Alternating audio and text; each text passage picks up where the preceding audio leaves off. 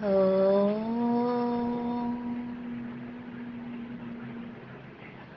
गुरुर्ब्रह्मा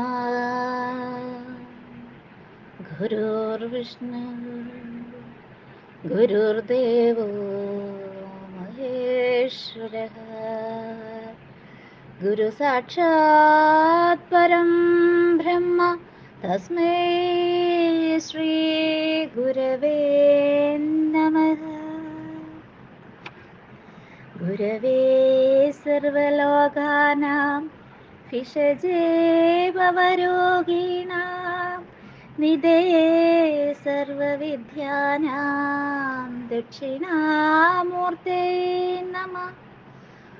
ॐ जय नारायण गुरुप्रिये शिवगिरीश्वरी शारदे ചതുരാസ്യാഷി ശരശ്ചന്ദ്രമരീചികേ. ഭഗവാൻ ശ്രീനാരായണ ഗുരുദേവ തൃപാദങ്ങളിൽ പ്രണാമം. അമ്മ ശ്രീ ശാരദാംബയുടെ പാതാരകമലങ്ങളിലും പ്രണാമം.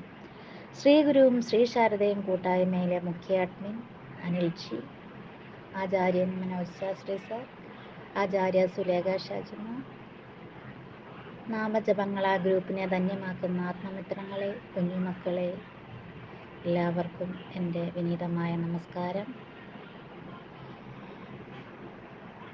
നമ്മുടെ കുടുംബത്തിലെ മേടമാസ തിരുച്ചതയം മുതൽ സമാരംഭം കുറിച്ച 100 ദിന പൂജാ സമർപ്പണത്തിൽ ശിവകുടുംബകം സീസൺ 2 റീലോഡഡ് ദേവീസ്തവം ഒന്നാമത് മന്ത്രമാണ് ഈ ഉള്ളവൾക്ക് വിശകലനത്തിനായി ലഭിച്ചിട്ടുള്ളത്. ഇങ്ങനെ ഒരു അവസരം തന്ന അനിൽജിക്കും ശ്രീ ഗുരുവും ശ്രീ ശാരദയും കൂട്ടായ്മയിലെ എല്ലാ ആത്മമിത്രങ്ങൾക്കും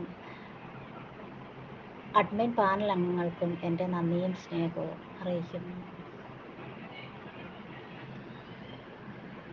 ദേവിയെ സ്തുതിച്ചുകൊണ്ട് എഴുതിയ 10 ശ്ലോകങ്ങൾ ഉൾപ്പെട്ടതാണ് ഗുരുദേവന്റെ ദേവീസ്തവം എന്ന കൃതി. സ്തവം എന്നതിന് സ്തുതി എന്നർത്ഥം.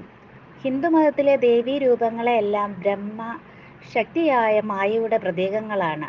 മായാനിർമ്മിതമായ പ്രപഞ്ചം വിരുദ്ധ ഭാവങ്ങൾ കൊണ്ട് നിറഞ്ഞ ഒരു അത്ഭുത പ്രതിഭാസമാണ്. അതുകൊണ്ടാണ് ദേവിയെ വിരുദ്ധ രൂപഭാവങ്ങളിൽ ചിത്രീകരിക്കാൻ ഇടയായിട്ടുള്ളത്. രൂപവും ഭാവവും ഏതായാലും അതിൽ ഈശ്വര സാന്നിധ്യം ഭാവന ചെയ്യാൻ കഴിവുള്ള ഭക്തൻ ചിത്തം ശുദ്ധീകരിച്ച് സത്യം കണ്ടെത്തും. ഇതാണ് നിയമം. അതിന് സഹായിക്കുന്ന വിദ്യാരൂപിണിയായ ദേവിയെയാണ് ഇവിടെ സ്തുതിച്ചിരിക്കുന്നത്.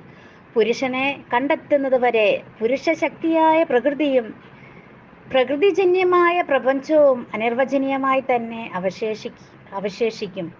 ദേവിയെ സ്തുതിച്ചുകൊണ്ട് ഭക്തൻ ഈ രഹസ്യമാണ് ആദ്യമായി വെളിപ്പെടുത്തിയിരിക്കുന്നത്. ശ്ലോകത്തിലോട്ട് കടക്കാം. തിരുമേനി നിന്നവയവങ്ങളൊഴിയുന്നു മൊഴിയുന്നതെന്നെ മുനികൾക്കുമെന്നംബികേ. കഴിവില്ല ഒന്നും അതുകൊണ്ടെനിക്കിന്നു നിൻ മൊഴി വന്നു മൗന നിലയായി മുഴങ്ങുന്നിതാ. തിരുമേനി നിന്നവയവങ്ങളൊഴിയുന്നു മൊഴിയുന്നതെന്നെ മുനികൾക്കുമെന്നംബികേ. കഴിവില്ല ഒന്നും അതുകൊണ്ടെനിക്കിന്നു നീ മൊഴി വന്നു മൗന നിലയായി മുഴങ്ങുന്നിതാ. എനിക്കൊരുപാട് ഇഷ്ടമുള്ള കൃതിയാണിത്. അത് തന്നെ എനിക്ക് മനനത്തിനായി ലഭിച്ചിട്ടുള്ള എനിക്കൊരുപാട് സന്തോഷമുണ്ട്. ഇതിനവസരം തന്ന ശ്രീ ഗുരുവും ശ്രീ ശാരദയും കൂട്ടായ്മയിലെ അഡ്മിൻ പാനൽ അംഗങ്ങൾക്കും കോർഡിനേറ്റർക്കും ഒരിക്കൽ കൂടി നന്ദി പറയുന്നു. കാരണം എനിക്ക് ഒരുപാട് ഇഷ്ടമുള്ള ഒരു കൃതിയാണ് ദേവീസ്തവം. അതിലെ ഒന്നാമത്തെ ശ്ലോകം തന്നെ മനനത്തിനായി ലഭിച്ചിട്ടുണ്ട്. ദീവചാരിതാർത്ഥയാണ്. ഇതിൻ്റെ അർത്ഥതലങ്ങളിലോട്ട് കടന്നു കഴിഞ്ഞാൽ, ഇത് ദേവിയെ ആദ്യം നമ്മൾ കാണുമ്പോൾ എനിക്ക് ഇന്നൊക്കെ പ്രശ്നങ്ങളുണ്ട്, അതെല്ലാം പരിഹരിച്ചു തരണം, അങ്ങനെ ഒരു ഭാവത്തിൽ നിൽക്കുമ്പോൾ നമ്മളുടെ മുന്നിൽ ദേവി പ്രത്യക്ഷപ്പെടുമ്പോൾ നമുക്കൊന്നും പറയാൻ മേലാത്ത അവസ്ഥയാണ്. അപ്പോൾ മൗനം മാത്രമാണ് അവിടെ ഉള്ളത്. അതാണ് ഇതിൽ പറഞ്ഞിരിക്കുന്നത്. മൊഴി വന്ന് മൗന നിലയായി മുഴങ്ങുന്നിതാ. ഒരുപാട് ആഗ്രഹങ്ങളുണ്ടെങ്കിലും ആഗ്രഹമുള്ള ഒരു വ്യക്തി നമ്മുടെ മുന്നിൽ പ്രത്യക്ഷപ്പെടുമ്പോൾ നമുക്കൊന്നും ചോദിക്കാൻ ഒന്നും നമുക്ക് ചോദിക്കാൻ പറ്റത്തില്ല. ആ ആ സമയം ആ കണ്ടുമുട്ടലുകൾ നമ്മുടെ കണ്ടുമുട്ടുന്ന ആ അവസരത്തിൽ നമ്മുടെ കണ്ണിൽ കൂടെ ധാരധാരയായി ഇങ്ങോട്ട് ഒഴുകുവാണ്. നമുക്കൊന്നും ചോദിക്കാനുമില്ല, പറയാനുമില്ല. ആ ഒരു ദർശനം അതാണിവിടെ പറഞ്ഞിരിക്കുന്ന. മൊഴി വന്ന് മൗന നിലയായി മുഴങ്ങുന്നിതാ. നമുക്ക് ഒരുപാട് കാര്യങ്ങൾ ചോദിക്കാനുണ്ടെങ്കിലും അവസരം വരുമ്പോൾ ഒന്നും ചോദിക്കുന്നില്ല, അവിടെ മൗനം മാത്രമാണുള്ളത്. അതാണ് ഈ പറയുന്നത്. തെഴുമേനി നിന്നവയവങ്ങളൊഴിയുന്നു മൊഴിയുന്നതെന്നി മുനികൾക്കുമെന്നമ്പികേ. കഴിവില്ല ഒന്നും അതുകൊണ്ടെനിക്കിന്നു നീ മൊഴി വന്നു മൗന നിലയായി മുഴങ്ങുന്നിതാ. എനിക്ക് മുമ്പ് മുനികൾക്കും ഇങ്ങനെ ഒരു മുനികളും ഇങ്ങനെ ഓരോ അവയവങ്ങളെക്കുറിച്ച് മാത്രമാണ് അവർക്ക് അറിവുണ്ടായിരുന്നത്. അവരൊരുപാട് നാൾ തപസ് ചെയ്താലും ഓരോ അവയവങ്ങൾ മാത്രമാണ് അവർക്ക് കാണാൻ കഴിഞ്ഞത്. പിന്നെ എനിക്ക് എവിടെ തുടങ്ങണം, എങ്ങനെ തുടങ്ങണം ഒന്നും എനിക്കറിയില്ല. അതുകൊണ്ട് എനിക്ക് മൗനം മാത്രമേ ഉള്ളൂ, എനിക്ക് വേറൊന്നുമില്ല. ജഗന്മാതാവായ എൻ്റെ ദേവി, ഇതിനു മുമ്പൊക്കെ സത്യദർശിനിയായ മുനികൾക്ക് പോലും ഈ ഭൂമിയിൽ കഴിയുന്നിടത്തോളം ദിവ്യദേഹത്തിലുള്ള അമ്മയുടെ അവയവങ്ങളിൽ ഓരോന്നും വർണ്ണിക്കുകയല്ലാതെ മറ്റൊന്നും സാധ്യമായില്ല.